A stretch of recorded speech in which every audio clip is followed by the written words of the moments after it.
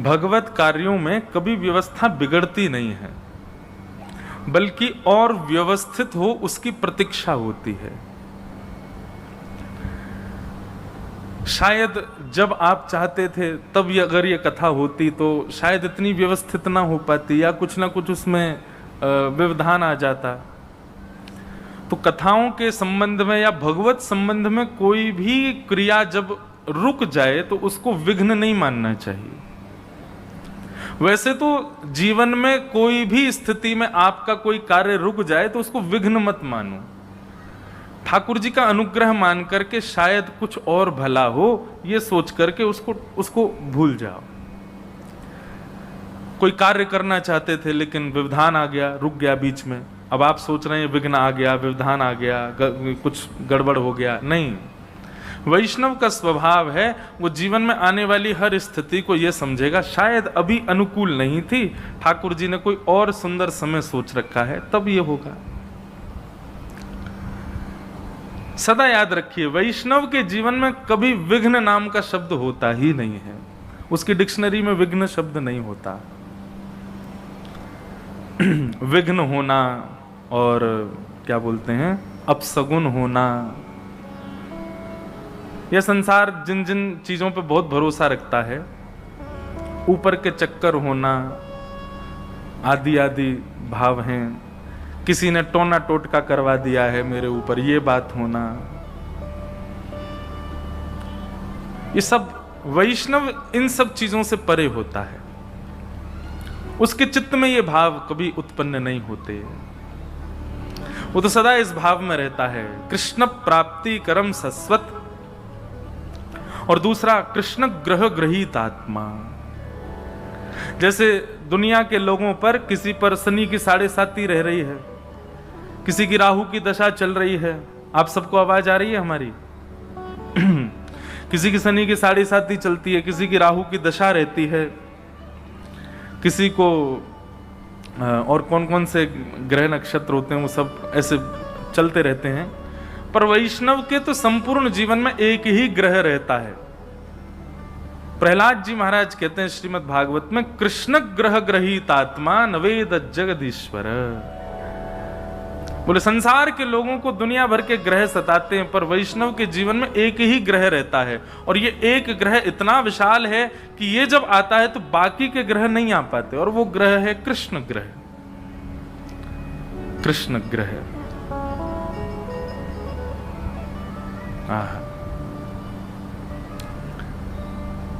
मीराबाई के चित्त में, मीराबाई के जीवन में कृष्ण ग्रह था।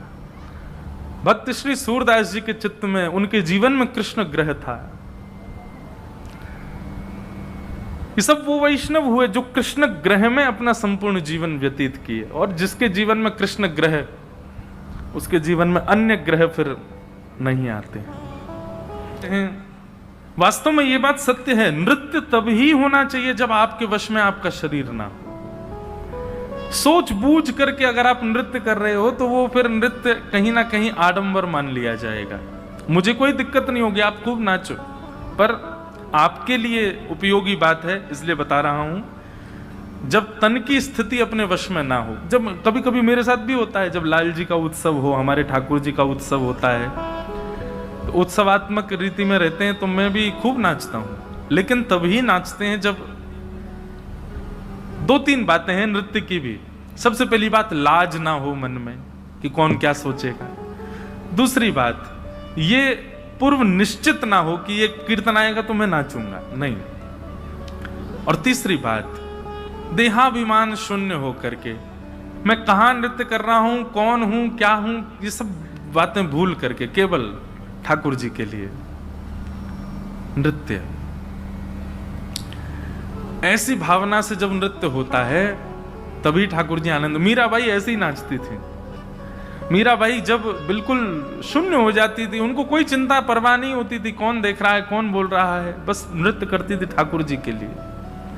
तो नृत्य तभी करना है जब आपका तन आपके वश में ना हो, रोक ही नहीं पा रहे हो स्वयं को, तब नृत्य करो। और जहां हो, जिस आसन पर हो वहीं नृत्य करो, अन्य कहीं मत जाइएगा। ये सारे नियम हैं कुछ। और अंतिम नियम, व्यास जी के आने से पहले अपने आसन पर आके बैठ जाओ, और व्यास जी के जाने के उपरांत ही आप पंडाल से जा सकते हैं। ये कथा के नियम है। दूसरे, हमारे आने जाने का एक नियम और सुनिए, हमको प्रणाम दूर से ही कीजिए। ऐसा नहीं कि हमको कुछ दिक्कत, आप प्रणाम करो पर दूर से ही करो। मार्ग अवरुद्ध करके किसी को प्रणाम नहीं करना चाहिए, स्पर्श करके किसी को प्रणाम नहीं करना, दूर से प्रणाम करो। जय श्री कृष्ण बोलो, जय श्री राधे बोलो। और प्रणाम करने का बहुत ही मन होता है ना, तो ये आपस में आपके अगल बगल में जो श्रोता बैठे इन्हीं को प्रणाम कर लो। कथा सुन के ये भी वैष्णव हो गए, ये भी परम भागवत हो गए। एक दूसरे को ही प्रणाम कर लिया करो। कथा सुनते सुनते बगल वाले के पैर छू लिया करो, बोले जय हो, तुमको ही प्रणाम है। और बगल में पत्नी हो तो डबल प्रणाम कर लेना। ये बात कोई आपको हंसाने के लिए नहीं है। यत्र प्रविष्टो सकलोपि जंतु आनंद सच्चिद घनताम उपैति। इस प्रांगण आप मानव नहीं हो, आप सामान्य नहीं हो। आप ठाकुर जी के द्वारा, जैसे अभी इलेक्शन चल रहा है ना, हम जिसको इलेक्ट करेंगे वही जाकर के सत्ता में बैठेगा, ठीक वैसे ही ठाकुर जी जिसको सिलेक्ट करते हैं वही कथा में आके बैठता है। और ठाकुर जी किसी सामान्य को सिलेक्ट नहीं करते, आप सब भी सिलेक्टेड हो, इलेक्टेड हो। बस अब ये बात है कि इतने लोग सिलेक्ट तो हो गए, अब इस सिलेक्शन में से भक्त की पदवी, भक्त की पदवी क्या है? ठाकुर जी की गोद, वो किसको प्राप्त होगी वो 7 दिन बाद पता चले। 7 दिन में जो यहाँ के नियम कानून और पूरी कथा का सुंदर श्रवण करे, मनन करे, निध्यासन करे, ठाकुर जी की गोद उसको प्राप्त हो। जैसे मीराबाई गोद में है, सूरदास जी गोद में है, ऐसे अनेक भक्त हैं जो ठाकुर जी की गोद में किलोल करते हैं। हम भी, हमारा उद्देश्य भी वही है कि हमको वो प्राप्त हो। अब यहां तक तो आ गए, अब इसके बाद भगवत प्राप्ति ही उद्देश्य है। ठाकुर जी के चिन्मय स्वरूप देखो, ये व्यासपीठ के पीछे जो ठाकुर जी का चित्र है ना, ये किस लिए बनाया जाता है?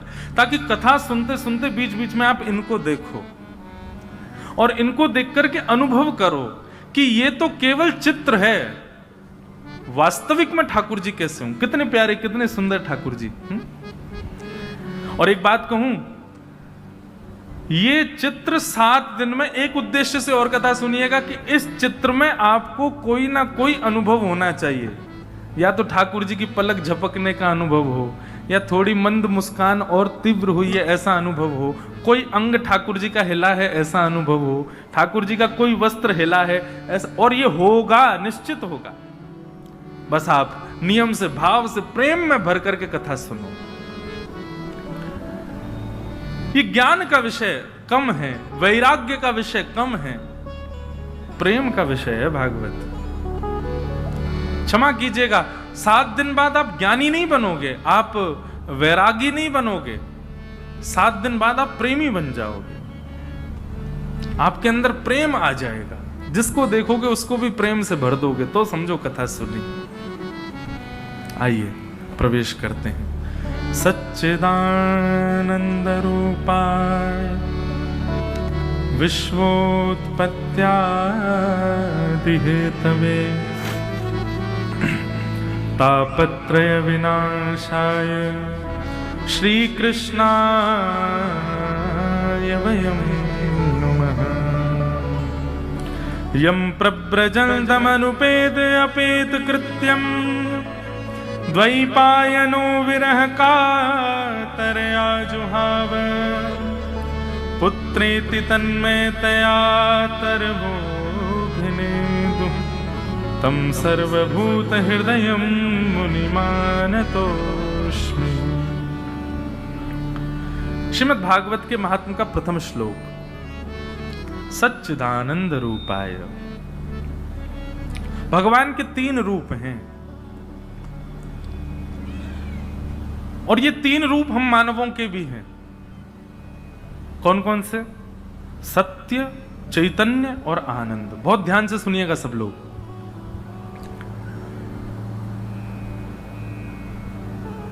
रूप और स्वरूप, ये मैं अधिकतर कथाओं में बताता हूं, 2 बात होते हैं। रूप और स्वरूप में केवल इतना समझ लीजिए कि किसी अन्य को आकर्षित करने के लिए, किसी अन्य को दिखाने के लिए जो आप धारण करते हो वो स्वरूप है, और अपनों के लिए जो आपका रहता है वो रूप है। घर में आप कैसे भी रहते हो, पत्नी के सामने, बच्चों के सामने, माता पिता के, वो आपका रूप है।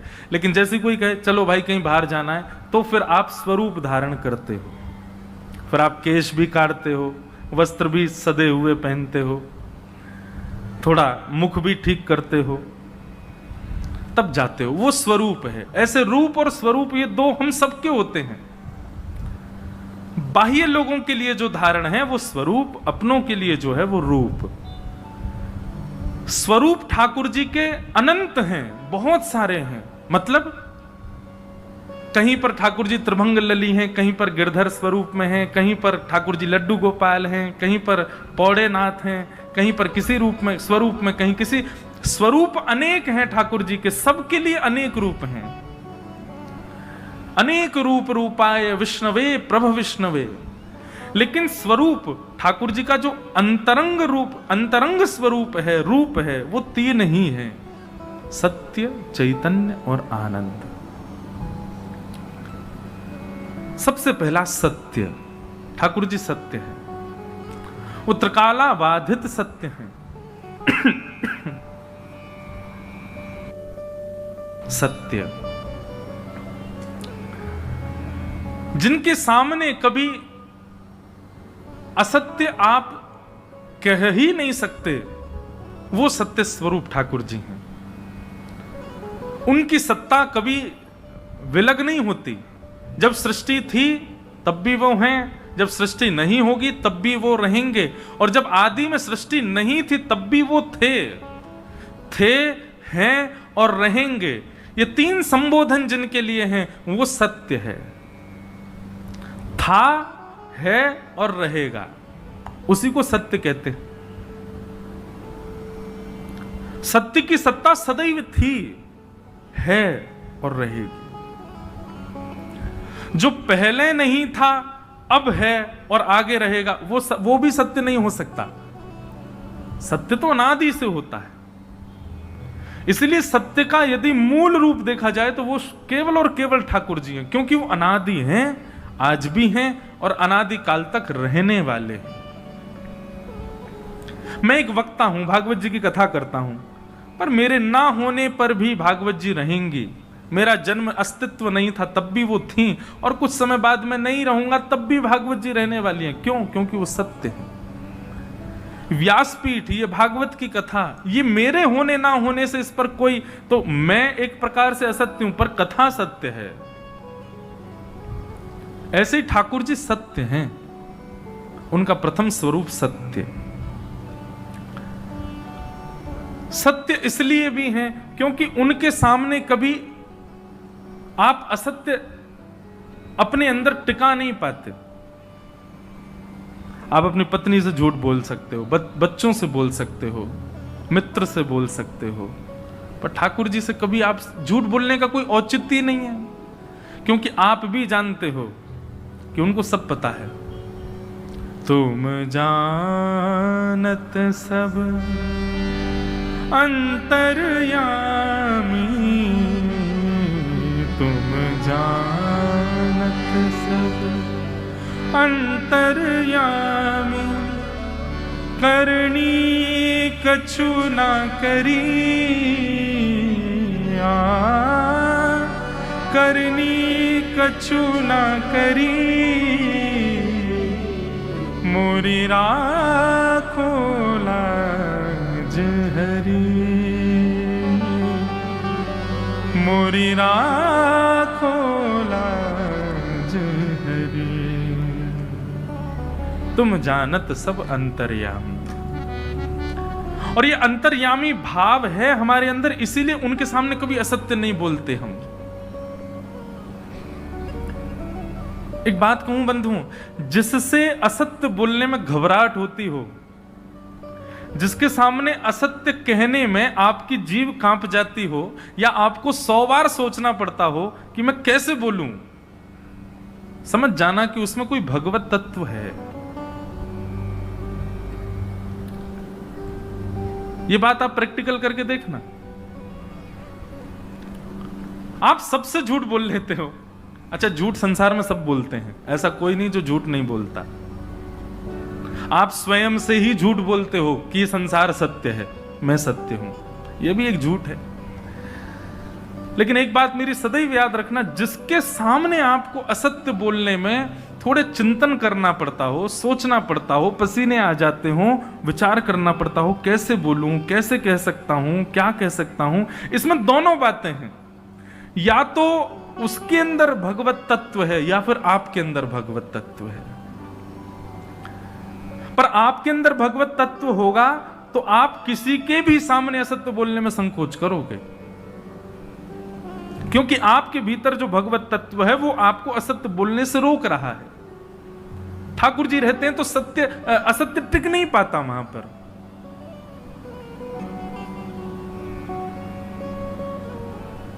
भगवान सत्य हैं, इसलिए प्रथम स्वरूप ठाकुर जी का क्या है? रूप सत्य। दूसरा रूप क्या है? अच्छा, एक और बात, कोई जगन्नाथ जी की उपासना करता है, कोई लड्डू गोपाल की सेवा करता है, कोई त्रिभंग ललित ठाकुर जी की सेवा करता है, मैं गिरधर लाल जी की सेवा करता हूं। पर इन सेवा प्रणालियों में यदि कोई सत्य की सेवा करता है तो वह भी एक प्रकार का अर्चक है, वो सत्य स्वरूप की सेवा करता है। वो संकल्पित है कि ज्यादा से ज्यादा मैं सत्य कहूं, तो वह भी एक प्रकार का अर्चक माना जाएगा और उसको भी उतना ही फल मिलेगा जितना मुझे आपको सेवा करके मिलता है। जितना मुझे और आपको गिरिराज जी की परिक्रमा करके, बद्रीनाथ जाकर के, जगन्नाथपुरी जाकर के जो फल मुझे और आपको मिल रहा है, वह एक सत्य संभाषण करने वाले को भी मिल रहा है, क्योंकि वो सत्य स्वरूप का उपासक है। तो प्रथम स्वरूप ठाकुर जी का सत्य। दूसरा स्वरूप, दूसरा रूप है ठाकुर जी का चैतन्य। चैतन्य मतलब ठाकुर जी चित स्वरूप हैं। चित स्वरूप का मतलब यह होता है कि वह, उनका कोई एक स्थान नहीं है कि वो वहीं हैं, सर्वव्यापी हैं, सब जगह विद्यमान है। यहां वायु में भी उनका तत्व है, ये कण कण में वो विद्यमान है, हर जगह उनकी स्थिति है। इसको चैतन्य कहते हैं। अब हमारे अंदर क्या होता है, हम कई बार मंदिर के ठाकुर जी को अपने सेवा के ठाकुर जी से अधिक श्रेष्ठ समझ लेते हैं। श्रेष्ठ वो हैं, उनकी वर्षों से सेवा चली आ रही है, उनके नियम से सेवा होती है, ठीक है, स्थान की श्रेष्ठता तो है, पर आपके ठाकुर जी भी कोई कम श्रेष्ठ नहीं है, वो सम ही हैं दोनों। ये समत्व भाव कब आएगा आपके अपने ठाकुर जी और मंदिर के ठाकुर जी में? जब आप चैतन्य बुद्धि रखोगे। सर्वव्यापी हैं ठाकुर जी, सब घट विराजते,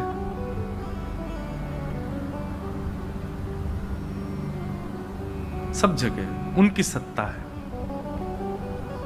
अरे कहां तक कहें, हमारे ब्रजमंडल में वैसे तो ब्रजवासी ठाकुर जी के अंश हैं, पर यदि ब्रजवासी यदि मुकुट पहन लें, माथे पर चंदन लगा लें, गले में माला पहन लें, धोती पहन लें, तो यही समझ लो गोपाल जी हैं ये साक्षात। और इसके बड़े प्रमाण हैं हमारे ब्रज में। ठाकुर जी साक्षात चैतन्य है, वो सब जगह विद्यमान है। उनकी उपस्थिति के लिए कोई एक नियमित स्थान होने की आवश्यकता नहीं है। केवल मंदिर में है ऐसा नहीं, सब जगह विद्यमान है, हर जगह सर्वदा सर्वत्र हैं। इसलिए उनका दूसरा रूप क्या है? चैतन्य। ठाकुर जी का दूसरा रूप चैतन्य है, जो सबघट व्यापी है, सर्व स्थानों पर विद्यमान है, वो चैतन्य। अरे वायु की भी एक अवधि है, वो उससे उसके अतिरिक्त गहराई में अगर आप जाओगे तो वायु नहीं मिलेगी, जलाशय में जाओगे तो वायु नहीं मिलेगी। सूर्य के प्रकाश की भी एक लिमिट है, उससे अतिरिक्त वह भी नहीं जा सकता।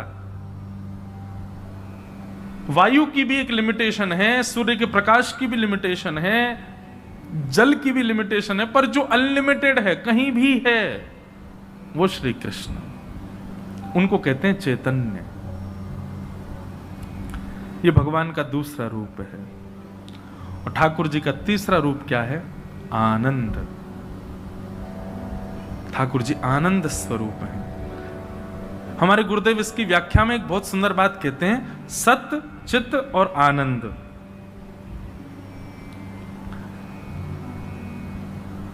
उस सत परमात्मा को जब तुम पूर्ण चैतन्य मान लोगे, बहुत ध्यान से सुनिएगा, उस सत परमात्मा को जब तुम चैतन्य मान लोगे, चैतन्य मतलब वो जड़ नहीं है, वो कोई धातु नहीं है, वो कोई पत्थर नहीं है, वो साक्षात चैतन्य है। उस सत परमात्मा को जिस दिन तुम चैतन्य मान लोगे, उस दिन तुम्हारे जीवन में आनंद आ जाएगा। तो सच्चिदानंद।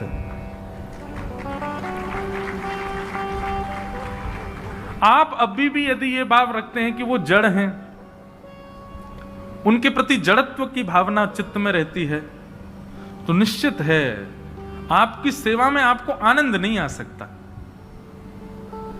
आप कथा सुनते समय वक्ता के मुख से निकलने वाले शब्दों को केवल शब्द मानते हैं, तो ये जड़ वस्तु है, जड़ भाव है। पर वो शब्द ना हो करके साक्षात ठाकुर जी ही शब्द रूप में हमारे कानों में आ रहे हैं, ऐसी भावना रखते हैं, तो ये कथा के प्रति चैतन्य भाव है। इसलिए कथा में कहने वाले शब्द वक्ता को मत मानो, वक्ता के शब्दों को ठाकुर जी के स्वरूप मानो। ठाकुर जी का स्वरूप मान करके श्रवण करो तो कथा भी आनंद प्रदान करेगी। ये सत्य कथा है, लेकिन इस सत्य कथा में शब्द नहीं है, चैतन्य ठाकुर जी हैं, तो ये भी आनंद देंगे। सच्चिदानंद भगवान के 3 रूप हैं। सच्चिदानंद रूपाय विश्वोत्पत्त्यादि हेतवे तापत्रय विनाशाय श्री कृष्णाय वयं नुमः। विश्वोत्पत्त्यादि हेतवे, जो विश्व की उत्पत्ति करते हैं, पालन करते हैं, संहार करते हैं। तापत्रय विनाशाय, 3 प्रकार के तापों का जो उपशमन करते हैं। ठाकुर जी की सन्निधि में रहने वाले व्यक्ति का बंधुओं एक लक्षण सुनिए, वो सदा प्रसन्न रहता है, वो सदा आनंद में रहता है। आप दिखाते तो ऐसा है कि 4 घंटे आप सेवा करते हो, आप दिखाते तो ऐसा है कि आप 2 घंटे कथा सुनते हो, आप दिखाते तो ऐसा है कि आप पूर्ण वैष्णव वेश में रहते हो, लेकिन चिंता आपके जीवन में आती है, विचलनता आपके जीवन में आती है, विचलित आप हो जाते हो, तो निश्चित ही रूप से आप जो कर रहे हो वो कहीं ना कहीं उसमें अपूर्णता है, इसीलिए आप विचलित होते हो, इसीलिए आप चिंतित होते हो। वैष्णव कभी चिंतित विचलित नहीं होता, वो परम प्रसन्न रहता है, परम आनंद में रहता है, परम सुख में रहता है, वो प्रसन्न अवस्था में रहता है। अभी महाराष्ट्र में कथा थी तो वहां एक भक्त की कथा में सुना रहा था, एक गौरोबा काका, पंडरीनाथ भगवान के परम भक्त हुए श्री गौरोबा काका। उनकी स्थिति भजन की कैसी, वो मटका बनाते थे और मटका की जो मिट्टी होती थी उसको पैरों से गूंदते थे। एक दिन पत्नी कहीं चली गई कुछ जलादि लेने, छोटा सा 6-7 महीने का बालक घुटमुन चलता था उनका। गौरोबा काका का नियम था कि जब वो मिट्टी गूंदते थे पैर से, तो चप चप चप जब आवाज आती थी पैरों से, तो उसी ताल में विठल विठल विठल विठल कीर्तन करते थे। तो एक दिन ऐसे ही गौरोबा काका अपने पैरों से मिट्टी गूंद रहे थे और विठल विठल कह रहे थे। अब वो पैरों से निकलने वाले वो कीच जो है मिट्टी की, उसकी ओर आकर्षित हो गया वो छोटा सा बालक, और वो भी घुटमुन चल करके उनके समीप पहुंच गया। गौरोबा काका तो देहाभिमान से शून्य, नेत्र बंद हैं, दोनों भुजाएं उठी हुई हैं, कीर्तन कर रहे थे। वो बालक समीप आता आता आता थोड़ा समीप आया होगा कि गौरोबा काका का पैर उस पर पड़ गया, और उनको यह भी भान नहीं रहा कि एक बालक मेरे पैर के नीचे आ गया, उनका खुद का बालक। कीर्तन नहीं छोड़ा, करते रहे, बालक की मृत्यु हो गई। पत्नी लौट करके आई और पत्नी ने आकर के जैसे ही देखा तो मिट्टी में सना हुआ बालक दलदल में पड़ा था, मृतक, और गौरवा काका उसके ऊपर ही चढ़ करके कीर्तन कर रहे थे। कभी कभी कई भक्तों के चरित्र सुनकर के लगता है कि हम लोग कथा सुन लें, इसी में ही हम लोग बहुत हैं, बस ये जीवन में अगर हमारे घट गई ना घटना, ऐसी घटना तो कभी नहीं घटे, पर हम वैष्णव परिपूर्ण रूप से हो गए तो क्या हम स्वीकार कर पाएंगे हमारे साथ होने वाली स्थितियों को? गौरवा काका कीर्तन करते करते इतना भी भान नहीं रहा, बालक के ऊपर चढ़ गए, मृत्यु हो गई। पत्नी ने आकर के धक्का दिया और धक्का देकर के बोली, क्या कर रहे हो तुम, बालक के ऊपर चढ़ गए। तो चरित्र प्रसंग ऐसा आता है कि गौरवा काका को इस बात से पीड़ा नहीं हुई कि बालक के ऊपर चढ़ गया, उनको इस बात से पीड़ा हुई कि वो कीर्तन कर रहे थे तो उनको साक्षात पंडरीनाथ भगवान दिख रहे थे सामने, और बस पंडरीनाथ भगवान उनको अंग में आलिंगन करने के लिए समीप आ ही रहे थे, तभी पत्नी ने आके धक्का दे दिया, मतलब आलिंगन से रह गए, वो इस बात से विचलित हो गए। अब गलती तो हो गई, पत्नी बड़ी नाराज, पत्नी ने तो मन बना लिया अब आपके साथ तो कभी नहीं रहूंगे। गौरवा काका ने भी कहा कि ठीक है, मेरे विट्ठल के मिलन में जो बाधा बने मैं भी उसका कभी स्पर्श नहीं करूंगा।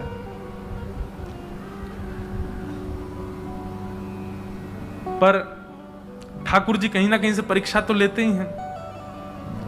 अब कथा तो बहुत बड़ी है, एक और ब्याह हुआ गौरवा काका का, उन्हीं के छोटी बहन के साथ ब्याह हुआ, क्योंकि सबने कहा कि वंश आगे बढ़ना चाहिए, कैसे भी गौरवा काका का वंश आगे बढ़े, आदि आदि ऐसी कथा है।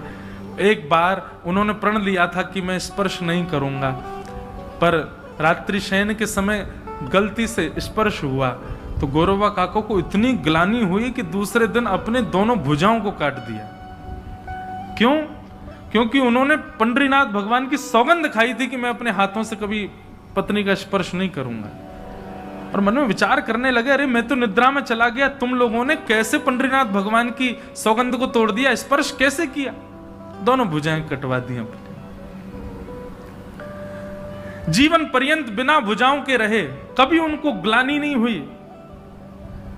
लेकिन एक दिन तुकाराम जी महाराज का कीर्तन चल रहा था और उस कीर्तन में सब ताली बजा बजा करके नाच रहे थे। गौरवा काका बिना भुजाओं के बैठे थे, अब अपने हाथों को हिलाएं लेकिन ताली तो बजे नहीं, हाथ तो है नहीं।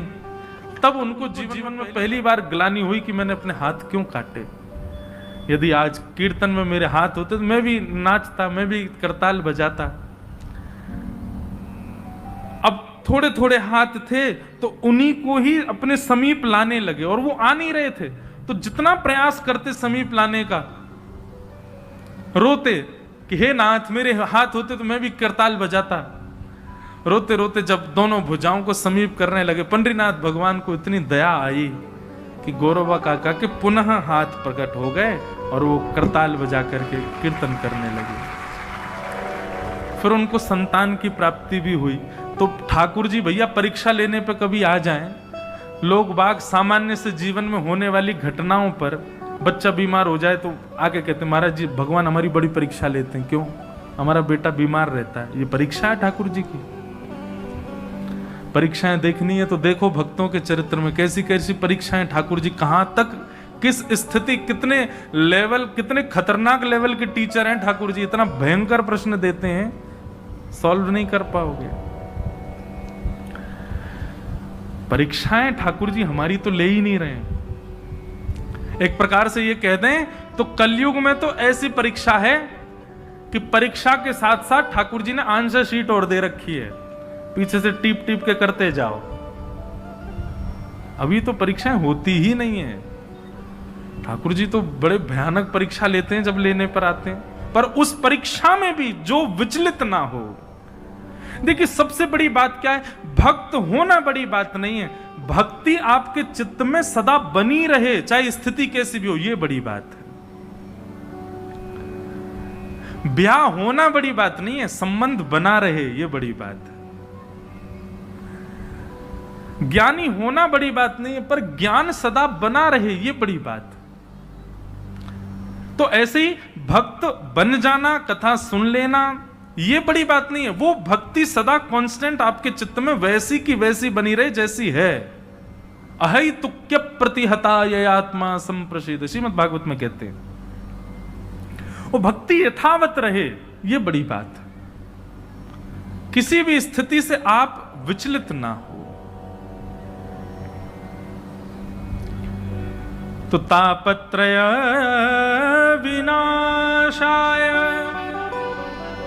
3 प्रकार के तापों का विनाश करने वाले ऐसे श्री कृष्ण को हम बारंबार प्रणाम करते हैं। तो ठाकुर जी जीवन में आते हैं तो ऐसा नहीं संकट चले जाते, संकट तो रहते हैं पर उनका अनुभव नहीं होता। ठाकुर जी उनके अनुभव से अनुभव नहीं होता, ठाकुर जी उनके अनुभव से हमको बचा लेते हैं। ऐसे श्री कृष्ण को हम बारंबार प्रणाम करते हैं, नमन करते हैं।